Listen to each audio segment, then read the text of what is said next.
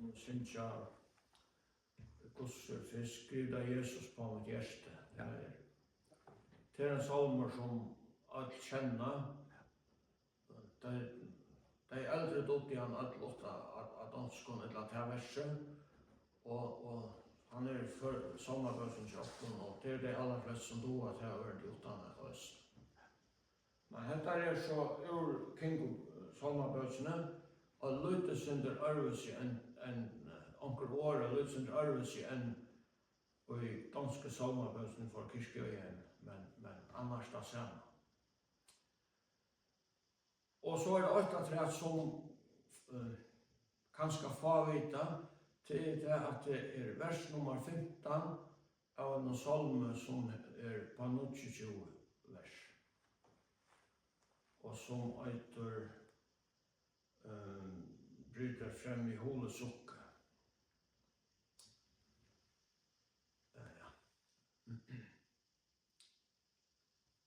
Skriv dig Jesus på mitt hjärta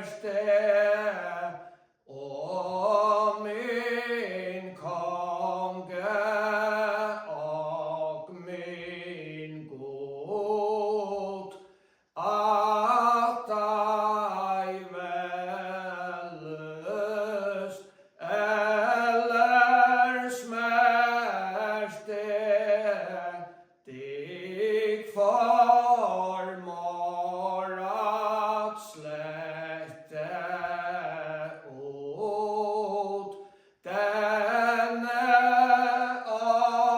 uppskrift på mig sätt Jesus och Nasaret den korsfästet är min ära och min salighet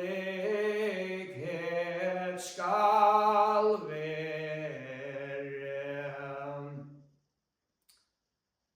Allt av vers nummer 15.